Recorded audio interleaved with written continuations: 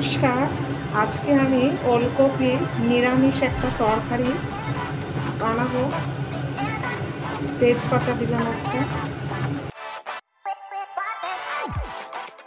আর 5 ফোড়ন দিচ্ছি, আর একটা মিডিয়াম সাইজের আলু কেটে নিয়ে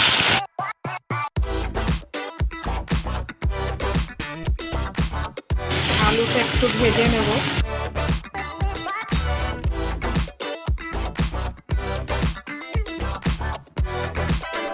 আলুটা ভাজা হয়ে গেছে, দুটো ওলকপি কেটে নিয়েছি।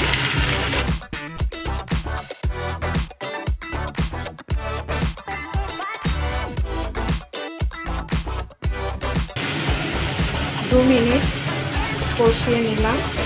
হলুদ দেবো পরিমাণ মতো, জিরের গুঁড়ো হাফ চামচ, ধনের গুঁড়ো হাফ চামচ,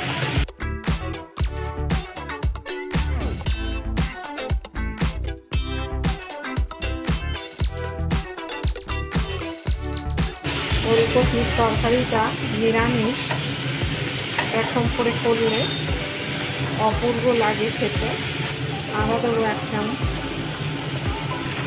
শুকনো লঙ্কা হাফ চামচ, নুন পরিমাণ মতো, টমেটো বাটা।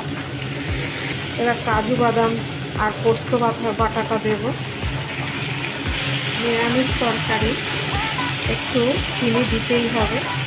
মটরশুঁটি এই বাটিটা 1 বাটি,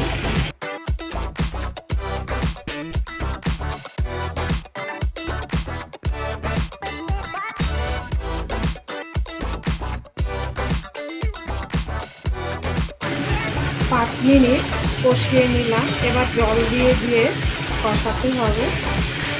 একবারে জল দিলে ভালো লাগবে না, এরকম করে ঢেকে করতে হবে। এবার ঢেকে দেবো 2 মিনিট। আবার ঢাকাটা খুলব। অল্প অল্প জল দিয়ে আমি কষাচ্ছি। তবে এরকম করে রান্না করলে ভালো লাগবে।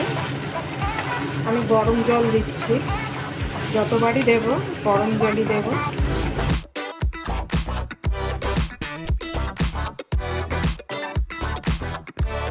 আবার একটু ঢেকে দেবো।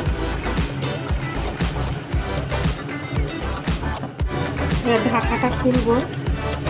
এরকম করে অল্প অল্প জল দিয়ে আর 2 মিনিট করে জল দিয়ে কষিয়ে নিলে একবারে জল দিয়ে খেতে ভালো লাগবে না।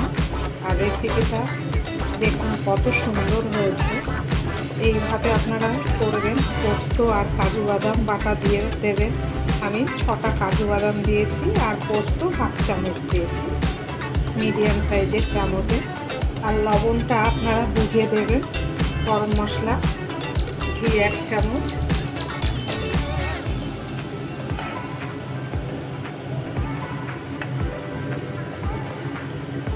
আমার রান্নাটা হয়ে গেছে।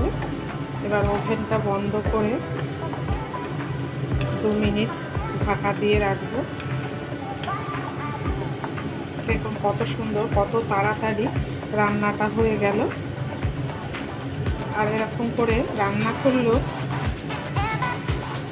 এত ভালো লাগে ওলকপির তরকারিটা। ওভেনটা বন্ধ করে দেব। ওলকপি রেসিপিটা দেখলে যদি ভালো লেগে থাকে লাইক, শেয়ার, সাবস্ক্রাইব করবেন। পরের দিনের একটা নতুন রেসিপি নিয়ে ফিরে আসবো। ভালো থাকুন, সুস্থ থাকুন।